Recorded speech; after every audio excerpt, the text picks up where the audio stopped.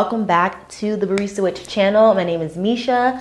I am your Barista Witch, here to give you the astrological tea on a weekly basis. So make sure you hit the subscribe button, you like the video, you comment, you share with your friends, you do all of those things to make sure all of my videos stay in your feed and you get that astrological tea as soon as it hits.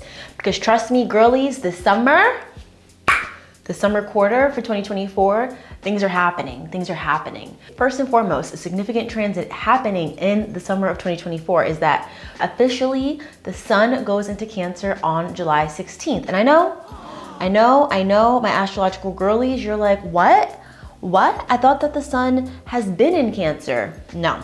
The sun is just now moving into Cancer from July 16th all the way through August 16th. Let me just give you a little breakdown in the differences of Western astrology versus Vedic astrology. Western astrology is what we are all familiar with. Like, oh, I'm a Pisces, so blah, blah, blah, blah, blah. First and foremost, because of, I'm not even joking, colonization, we focus on our sun signs in Western astrology. And this is because of a man named Alan Leo, of course a man, an Englishman named Alan Leo, who wanted to make astrology more popular and more accessible for people. And he also wanted to make coin. It's always down to dollars and cents. But in order to make astrology more accessible, rather than have people focus on their entire chart, he told people to focus on their sun sign. So that's why we simply focus on our sun sign, because of this man who wanted to make coin. Secondly, Jyotish, which is Vedic astrology, uses the sidereal zodiac, and Western astrology, what the girlies know, uses the tropical zodiac. And Western astrology, they do not factor in the ecliptic, which is Earth's wobble, and that shifts about 1 degree every 72 years. Cue Mimi interrupting me. So technically, Western astrology's calculations are off by about 24 degrees. And if one constellation, one sign, is 30 degrees, and it's off by 24, that's basically an entire constellation. So like, I grew up thinking I was a sun Pisces. I am not. I'm a sun Aquarius. But a significant difference in between the two systems is that Jyotish places preeminence on your moon sign and your rising sign. Your moon sign, so that certain things like dashas can be sorted out. We can get into that later, but specifically the rising sign, so that you know the placement of the planets in your horoscope. Because yes, the sun may be in Aquarius when you were born, but what house is that happening in? Because the sun in the first house behaves completely differently than if the sun were, say, for example, in the 10th house. So all of these things make Jyotish, make Vedic astrology very unique from Western astrology, and it makes it accurate. So if you were to literally take a telescope in the sky today, you would see the sun is still technically like in Gemini, like moving into Cancer. You won't even see the sun like really in Cancer yet. It's like moving there. And the references and the websites that I use, I will link below, but specifically I'm using Stellarium, which is a really cool like astronomical sky map. This is not sponsored by them, but they're just a great website. And you can see that the sun is literally moving into Cancer. When the sun moves into Cancer, it will join Venus and Mercury, who are currently sitting in Cancer. And when the sun is going to be with these other two planets, the sun, wherever it goes, it illuminates, it shines. And so being in the house of Cancer, which is this emotional, intuitive, very protective, nurturing constellation, with Venus, who is a planet of love and passion, and Mercury, a planet of communication, there could be some highlights around your romantic life and your romantic endeavors. The sun in general represents the soul. It signifies essence and enlightenment. And the sun is this like all-knowing, all-seeing, all-encompassing light that helps to manifest our self-expression of how we show up in the world today. The sun helps to orientate us. So we're going to be orientated and fixated on these Cancerian qualities. And this helps to realign us. It helps to kind of set our compass back in line with our core solar energy. And when balanced, the sun can emphasize this magnetism, this sense of self-esteem, but when it's out of whack, the sun can symbolize arrogance and insecurity and ego, selfishness, vanity, self-centered. But being in Cancer during this transit, the sun is going to be pretty happy. So specifically the sun, when it does move into Cancer, 0 degrees and 0 minutes of Cancer, it will be a Taurus Lagna or Taurus rising sign. Currently we have Mars in Taurus with Jupiter. The sun is in a friend's constellation. The sun is friends with the moon in mythology, so it's pretty happy where it's sitting, and it doesn't have any malefic aspects to it. The sun is not destabilized in any capacity. If anything, it's stabilized by being with a benefic Venus. It's stabilized by being with, in this case, a functioning benefic Mercury. So it's a pretty good placement. Cancer is ruled by the moon, and this represents the human psyche, intuitiveness, intelligence, and our imagination. The sign of Cancer is represented by a crab, and a lot of people who have this Cancerian energy, whether if it's specifically their moon is in Cancer, the rising sign is in Cancer, or their sun in Cancer, tend to act like a crab in a way where they would benefit from having a tough exoskeleton, having some boundaries, but very, very soft on the inside, very emotional on the inside, very sensitive on the inside. As a rising Cancer, I can attest to this, where I feel like a coconut, where it's like a bitch is hard on the outside, but inside, wow, do I want to cry most times. So this is what makes Cancer have this kind of sensitive quality. And furthermore, crabs are often known for kind of shedding their exoskeleton, and depending on the type of crab too, sometimes they find like a little shell and make it their home. So Cancerians also have this kind of home body quality to them, where they like to kind of rearrange their home and have like a nesting energy to them, and making their homes really nice and inviting. Cancerians make great hostesses when they have the social battery to host. There is often, I find with Cancerian dominant people, a tendency to be introverted extroverts, if that makes sense, where it's like, we love to be around people and to have friends, and because it's emotional. We're emotional creatures. Cancerians are very emotional by nature. And so there's this connectivity, this wanting to nurture and to be home. But because of that tough exoskeleton that's represented by the shell of the crab, there is this boundary of needing to kind of be home and be alone, to alkaline the components within ourselves, as my teacher, Lisa Rotel, would say.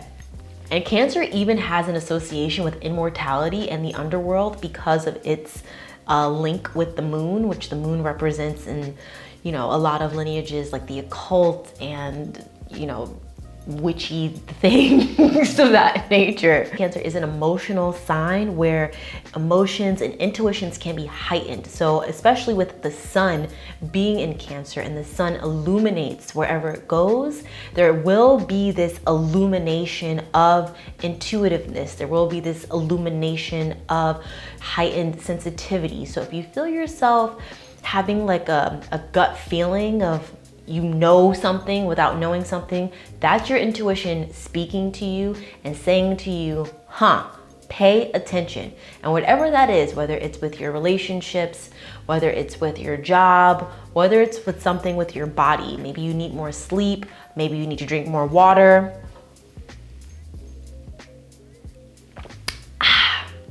Listen to whatever that intuition is saying to you. So, another cool, fun, kinky, cunty, girly thing about Jyotish is that Jyotish acknowledges another system called the Nakshatra system, which in the olden times, before the Greek system of Aries, Taurus, Gemini, etc., made its way over to India through colonization. India did, and still very much to this day, utilizes a system called the Nakshatras, where they would study specifically fixed stars in the sky and watching the moon transit through those fixed stars. And there are 27 of these fixed stars, 27 additional constellations to study. And these constellations, these nakshatras, are seeped in deep mythology and lore and deities and all these mythological confluence that sometimes if you see someone with like a lot of one nakshatra, they're almost like a walking archetype of that deity that represents the nakshatra. So if one constellation is 30 degrees, a nakshatra takes up 13 degrees and 20 minutes of those 30 degrees. So you can fit approximately 2 and some change of a nakshatra in one constellation. So sometimes if you have cuspy people who are born on a cusp, you can look often to that nakshatra to see who they are, what their nature is, or what their cosmic archetype is. It's fucking sick. And even this table that I have in front of me, which you can see more of on patreon.com, I use this table that I got custom made where it has all of the 12 constellations on the inside and then the 27 nakshatras on the outside. And I use these little stones every day to keep track of the planets, and I move them around as the planets go throughout their transits. And when I do readings for myself or for others, I will add a layer of stones for their chart or my chart and put them down to see how the current transit is affecting them, and then orientate it to do like, okay, if you're a rising Cancer, for example, and you want to know about your love life, I will do a tarot reading and spread over the 7th house of relationships to see how that'll affect you with the current transit that's happening and with what is in your natal chart. All of the information for that can be found in the description box. If you are interested in a reading with me, I offer that. You can email me. So, speaking of nakshatras, the sun moving into Cancer is in the nakshatra of Punarvasu. And Punarvasu takes place from 20 degrees and 0 minutes of Gemini to 3 degrees and 20 minutes of Cancer. And that's where you get that cuspy situation. So Punarvasu is ruled by Jupiter and the deity Aditi. And being in a Jupiter nakshatra, there is this extra layer of wisdom. There is this extra layer of knowledge, of spiritual teaching and learning, and it is such a benefic transit. Punarvasu has an association with land, traveling, gains from the land, such as real estate, being a gardener, landscaping, a lot of nurturing, a lot of being in nature, which is so reflective of also Cancer. Cancer being this planet of nurturing. People who have a placement in Punarvasu tend to have an appreciation for nature or outdoor activities. So this could be a great time for you to get outside, to go for a hike, maybe get into running, maybe get into rock climbing, some sort of outdoor activity. And since this is also associated with gardening and being a landscaper, if there's some sort of vegetable plot or garden that you've been wanting to get your hands on, it's not too late. I know there's of course calendars in which you can utilize, planting to have your crops harvest at specific time frames, but do what you want, okay? Like, follow guides online, but if you want to plant some fucking tomatoes all of a sudden, I don't care. It's July 16th. Do it anyway. Who's gonna stop you? You live and you learn. But Punarvasu translates into repeated gains. And Punarvasu imparts lucky fortune and the ability to repeatedly benefit from your efforts, even against all odds. And I actually met someone recently who is a Punarvasu Lagna, and the moon is also in Punarvasu. Lagna is rising sign. And they told me an origin story of theirs that they overcame some odds. And then this person also is a cook, and they like to garden, and they like to grow their own herbs to put into their food, and they have a lot of the same traits associated with Punarvasu. Punarvasu people, or the Punarvasu placement, brings about this optimistic and cheerful quality to our lives. And typically there's also this kind of like crowd pleaser, this like make everyone happy sensibility with Punarvasu. And that there is also an association with immense creativity. So if there's something that you've been wanting to create, maybe set up your easel outside, be in nature while you create, see how that works for you. Maybe if you're a writer, go for a walk and then find a comfy tree to sit under, and maybe bring a little notebook and write. If you're a poet, if you're a singer, if you're a painter, whatever it is, whatever your creative pursuits are, do that. And when the sun moves in general, usually 12 days before and 12 days after the sun moving, it's called Shankranti. And there's just this like kind of upheaval, churning of energy, more indicative of the placement that the sun is going to move into. And so I've definitely been feeling this increase of creativity and this increase of desire to be outside. It also does help that it's literally summertime, but So let's get into how Punarvasu will affect all of the various rising signs. So In Jyotish, we focus and we place preeminence on your rising sign in order to interpret your birth chart. In order to figure out your rising sign, you need the day that you were born, the location of your birth, and the time of your birth, as precise as you can be. And that is usually found on your birth certificate, and or if you have a relationship with someone who was around during your birth, maybe a parent, a grandparent, a guardian, an aunt and uncle, someone, ask them what time you were born if you have that ability, and try to be precise as possible. And if you don't know, if they say like the morning or the afternoon, there are ways to what's called rectify your birth chart. You can email me, we can work it out. But if you would like, I have a link in the description box that you can click to calculate your sidereal birth chart, your Jyotish chart, your Vedic astrology chart, whatever you want to call it, to calculate it how it should be. But that factors in that 24-degree shift of the ecliptic. And this is what your chart will be. And I know you might see some placements, you're like, why did everything move from Leo into Cancer? Or why did everything move from Sagittarius into Scorpio? I'm not a Scorpio, my loves. Just accept your true nature and know that typically if you're like, oh, I don't want to be associated with Scorpio because the Scorpios I know are not nice people. Really, those Scorpios aren't even Scorpios. They're technically Libras if you factor in the 24-degree shift for them. You see what I'm saying? You see how crazy? All because of colonization, babes. All because a white man wanted some coin. I'm not even joking. Look up Alan Leo Astrology and see what this man did. He was like shunned by the community towards the end of his life. So get back to who you really were. And if you look at like Islamic astrology and like Vedic astrology, the girlies use the sidereal zodiac. So if you're not about colonization or gentrification, use the sidereal zodiac. Okay. No, but dead ass. Figure out what your rising sign is. And from there, I'm now going to go through all 12 of the rising signs and show you how this transit of the sun moving into Cancer, moving into Punarvasu will affect you. Capiche? Capiche. So for my rising Aries, the sun will be transiting your 4th house of the home. And Cancer is the natural 4th house of the zodiac, where the sun will be with Venus and with Mercury. The 4th house represents the mother, it represents education, land, bodies of water, it represents your home, architecture. So the sun is going to be shining light on those facets of your life. So perhaps shining light on your relationship with your mom, shining light on your relationship with your home, shining light on your relationship with your education. How can you use the influence of Punarvasu, which is a very positive nakshatra, and it brings about optimism and positivity and, you know, overcoming obstacles no matter the situation. How can you bring that energy into those elements of your life? So maybe it's, if you want, repairing a relationship with your mother figure.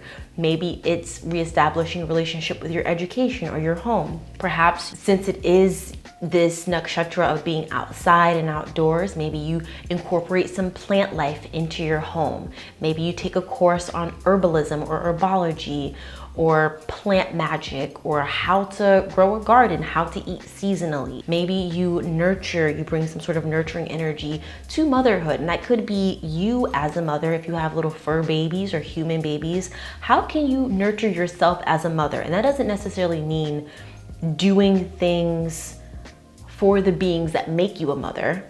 It's how can you nurture you as a mother? Because motherhood is a lot. I don't have human babies, but I have 2 cats who I treat like my fucking babies. And it's a lot of energy to give to another living being. So what can you do to support yourself as a mother? And maybe that's, again, nurturing yourself with some herbs. If you broccoli, if you know what I mean. Or you know, eat a little bit more healthy. But for my rising Aries babies, that is what I recommend for you. The sun will also be aspecting your 10th house of career. So shining that positive, nurturing growth, that light, and illuminating your career. So since one of the significations of the 4th house is education, how can you shine that light of education in your career? Maybe there's a course that you can take that you can get a certificate and then start working in that little sector. Whatever it may be, how can you use it to benefit, enrich, and advance your career? Thank you so much. I love you, and I'll see you next video. Hello, my rising Taurus babies. So for you, the sun will be transiting your third house during this transit of it moving into Cancer. And the sun will be in your third house along with Venus and with Mercury. The third house represents siblings, neighbors. It represents courage, performing arts, classical arts, technology, technical communication. So think computers, think social media. So the third house represents siblings, courage, writing, technological communication, think social media, cell phones, computers, things of that nature.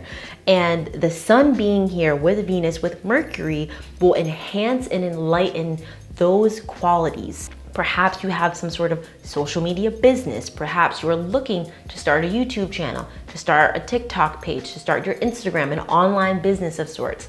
Maybe you're looking to go into business with a sibling. This transit through your third house, literally a house of courage, will give you the courage to start whatever those endeavors are. And writing is one of the significations of the third house, so there will be an illumination on writing, and writing in a way that can bring about money. So maybe you're writing for an online magazine. Again, think technological communication, technology. Maybe you're writing a blog, maybe you're writing scripts, maybe you're getting into screenplay writing or copywriting, things of that nature. Definitely a good time to get into it, to consider it. And there could be some sort of financial abundance that comes with it because the third house is going to be aspecting the ninth house of philosophy and the teacher and the guru. So there is this kind of positive spiritual energy that will be influencing this transit as well. So my rising Taurus babies, thank you so much. I love you and I'll see you next video. Hello, my rising Geminis. During this transit, the sun will be moving into Cancer in your second house. And the second house represents extended family, speech, food, eating. It also represents perfumes and gemstones, portable wealth, extended family wealth that you get from your family. A lot of, how do we call them? Trust fund babies have a very nice second house, which kudos to them, or some sort of influence with the ruler of their second house is always fucking stunning, beautiful, gorgeous. So the sun is illuminating that aspect of your life right now. Speech, food, eating, talking, your voice, so maybe perhaps singing. So if any of these things are sounding good to you, especially with Venus and Mercury being there as well, Venus will bring about a sweetness to your voice. Maybe you find yourself attracted to sweet foods and sweet scents and things of that nature.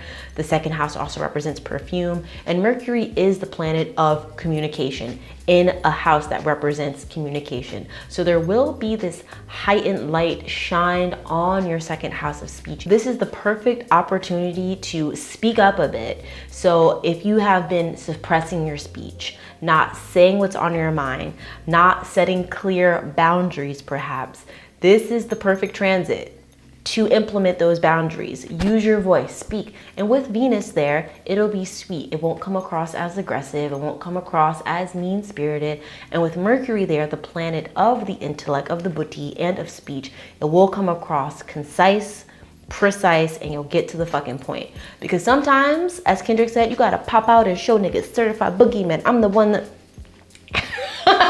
but sometimes you need to implement those boundaries, and it's very difficult to do that if you are just naturally sometimes a bit of a people pleaser, if you are naturally anxious. And with rising Geminis, since Mercury is your Lagna Lord, your Lagnatia, the ruler of you, your horoscope, and Mercury is known to be mercurial. It's always moving very quickly between the signs. It's going retrograde. It's always with the sun getting combust. It can be a bit difficult to maintain a clear head sometimes, and that's okay. There's nothing wrong with it, but knowing this about ourselves and using that knowledge with the sun moving into Cancer, into Punarvasu, this transit of abundance, of overcome boundaries, overcoming obstacles no matter the odds, a transit that involves optimism and cheerfulness, will help you to have speech patterns, to have conversations, to have a new sort of language in your life that will help you be a better person and to set boundaries. Boundaries to me personally are more of a test of myself, my own boundaries of, okay, I recognize that I need these boundaries, step one, then implementing those boundaries, whether it's speaking up for yourself and saying, hey,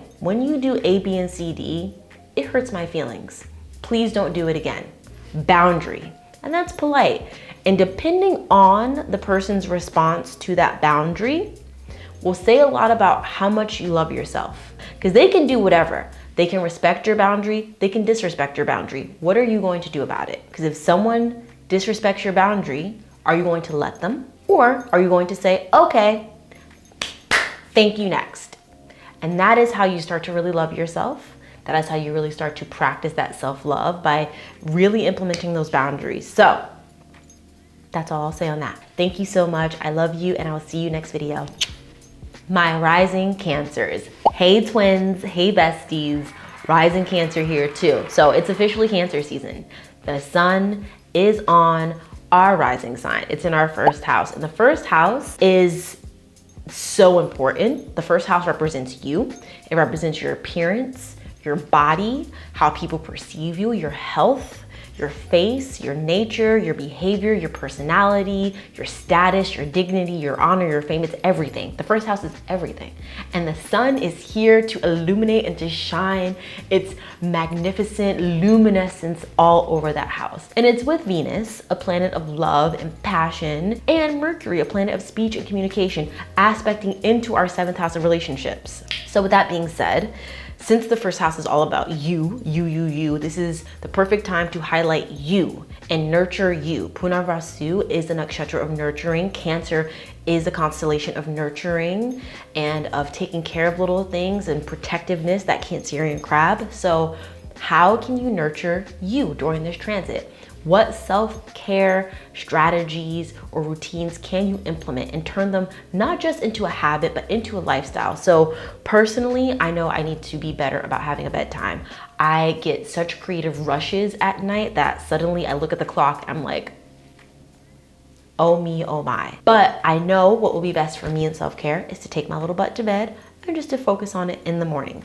What is it for you that you can do? Especially with the sun aspecting our 7th house of relationships, I have also felt this like dating fire come about me, since it is also about protecting ourselves, being mindful about the energy of others that we are allowing into our life. Like, okay, if we're gonna date, let's make sure those relationships, like Punarvasu, will nurture us. So be picky, be selective about who you accept dates to. There are over 8 billion people on planet Earth.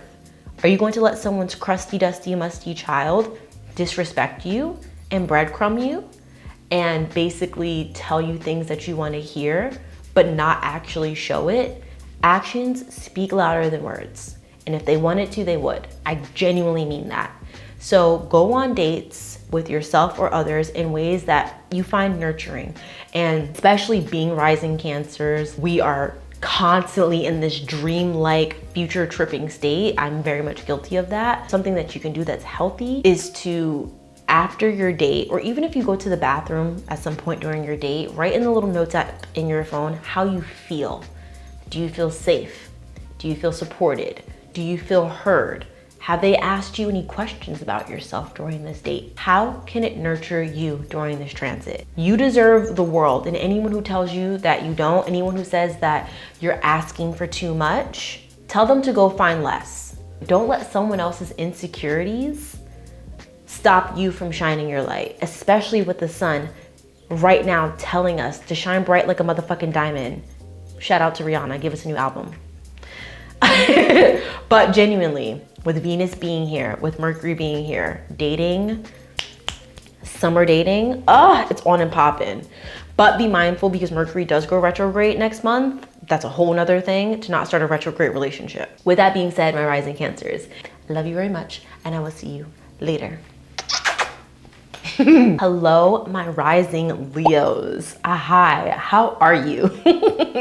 How is this transit of the sun moving into your 12th house treating you? So the 12th house represents secret things, bedroom pleasures, hidden things, long distance travel. It represents oftentimes like imprisonment and secret enemies. The 12th house in Jyotish is seen as a very intense house, but with the sun being here, with Venus being here, with Mercury being here, all of these planets unafflicted by any malefic influence, it can have a very positive influence. So the sun illuminates wherever it goes. The 12th house is a house of sleep, and this could be the perfect opportunity to get on a sleep schedule. I don't know about y'all, but Pride Month took me the fuck out in terms of my sleep schedule, aka it was non-existent at one point, and the way my body has been screaming, crying, throwing up for me to go the fuck to sleep.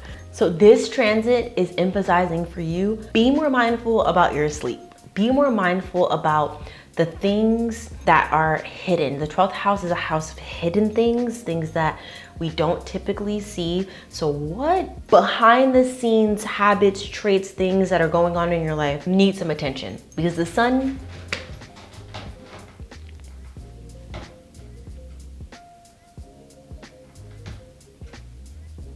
Mimi.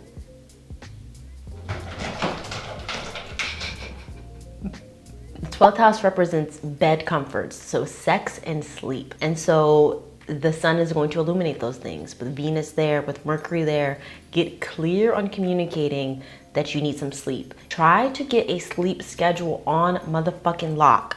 Your body will thank you. Sleep is so important. Since the 12th house represents immigration and foreign travel, if you have any trips planned, if you have any getaways planned, perfect time to purchase that ticket. Punarvasu is about achieving your goals against all odds. So if that means you want to travel to a foreign country, maybe you buy a one-way ticket, do it. This is the perfect time to do that. And also, since Venus is here, the planet of romance and sex, maybe you take a trip with a loved one, a lover of sorts. Thank you so much. I love you, and I'll see you next video. Hello, my rising Virgos. So for you, this transit of the sun moving into Cancer will be taking place in your 11th house. And the 11th house represents financial gains. It represents social circles and societies, clubs, groups, friends. It represents your elder siblings, easy gains, easy income, easy wealth, income from career. And usually there is a link of financial gain through social circles and friendships. So with the sun being here, with Venus and Mercury illuminating that, get out there. If someone invites you out to a gathering, to a party, to an event, go, network. Mercury, the planet of communication, Venus, the planet of love and romance, the sun illuminating all that in the 11th house of social circles and gains and parties and events. Girl, if you don't get your butt over there, have you been a homebody for a little bit? Okay, have you been focusing on your career? The sun was just in Gemini in your 10th house of career, shining light on that. If you've been working, it is now time to play. And be safe, everything in moderation, but don't feel guilty about wanting to go out. Don't feel guilty about it. So accept those invitations, go out, have fun. It is summer. Summer, do you remember High School Musical? Summer. But like dead ass though, go outside, accept those invitations. You will find that it'll be a nice balance to the previous month you've just had, because there will be some sort of networking that can happen that can definitely benefit your career, that can influence your creativity. The sun is also aspecting your 5th house of creativity and the 5th house of love affairs, with Venus also aspecting it as well. So please let me know in the comments, my rising Virgos, if any of this is ringing true, if any of it is happening, because yes, slay, mother slay. Thank you so much. I love you, and I'll see you next video. Hello, my rising Libras. So for you, this transit of the sun moving into Cancer, moving into Punarvasu, will be taking place in your 10th house of career. And the 10th house represents CEOs, boss, career, reputation, status, fame, but like professional work. So this is going to shine light, boom, on your work life. So you may find an increase in jobs. If you are applying to jobs, this is the perfect time to send in those resumes, send in those applications, even for jobs that you think you're underqualified for. I read somewhere that basic ass cis men will see a job description, see that they don't even have half of the qualifications and still apply. So don't gaslight yourself into thinking that you're not qualified. Do it anyway. Send out tons of applications. Send out as many as possible, because something will land and something will stick. And see how this illumination of the sun transiting your 10th house of career with Venus, with Mercury, can bring about this relationship of stepping into your own. Perhaps you are starting a business of your own. Perhaps you're an entrepreneur looking to get that okay of like, should I launch my business? Yes, launch that website, launch that YouTube channel, launch that TikTok page, launch that Shopify, do it. Whatever it is, launch that course. Just put it out. Nothing is going to be perfect to begin with. We all have to start somewhere, and it's all about putting in the effort, putting in the work, and refining it over time. So whatever it is, whatever aspect of your work life, your career, maybe you want to start something fresh, start something new, you will be supported during this transit, because again, Punarvasu is a nakshatra of optimism. It is a nakshatra of overcoming obstacles and achieving your goals no matter what the obstacle is. So do it anyway. Thank you so much. I love you, and I'll see you next video. Hello, my rising Scorpios, you sassy little devils. I'm kidding. But rising Scorpios are all sassy, but we love it. We love to see it. Scorpio is like this water sign, but I feel like it's like water. It's like boiling water. It's like, do you want to fuck around and find out? But anyway, the sun will be transiting your 9th house when it moves into Cancer. And the 9th house represents higher education in the sense of like philosophy. So like deep knowledge, studying maybe with like a guru or a teacher. So maybe like learning Jyotish or getting into a yoga practice or something like that. It represents professors, teachers, gurus, the father. So the sun will be illuminating all of those qualities. So maybe there is a teacher who you've been wanting to sign up for their course. Maybe you want to reestablish a relationship with your father or a father figure. Punarvasu is a nakshatra of nurturing. So how can you nurture a teacher? How can you nurture higher learning and higher knowledge and philosophy and spirituality? This is the perfect transit to get into a meditation practice. This is the perfect transit to get into a nice deep spiritual mode. Thank you so much. I love you, and I'll see you next video. Hello, my rising Sagittarius. So this transit of the sun moving into Cancer, moving into Punarvasu, will take place in your 8th house. And the 8th house represents other people's money and the occult. I love it so much. But anyway, this is a great transit where the sun is here and Venus is here and Mercury is here to, I don't know, maybe other people's money. Maybe you start dating someone who likes to take care of you. I'm kidding. But other people's money often means inheritance of some sort. And the 8th house also does represent death. So often inheritance through someone passing. Not to say that that's going to happen in your life, but like I remember one of my friends, this was like a few years ago, they received an inheritance from like a great aunt who they had like a peripheral relationship with. $50,000, and then were able to use that money to go to grad school. They had during that phase a very significant transit over their 8th house, and I was like, this shit is real. So there could be some sort of financial gain. Other people's money could also come in the form of gifts from other people, but there also could be a relationship with the occult. And the occult, you know, think about the language of when this system was created forever ago. The occult could mean you start studying Jyotish, you get into astrology, you get into tarot, you get into rune stones, numerology, divination of some sort. So it doesn't necessarily mean you're gonna be like breaking bones over sage and drinking out of a skull cup, which if you do, that's what like agoris do, that's your business, and I genuinely don't give a shit. I'm not judging you as long as you do it safely, and you know. But see how your relationship with like occult knowledge goes. You're already here watching a video about fucking Jyotish with my witchy ass, so you're halfway there.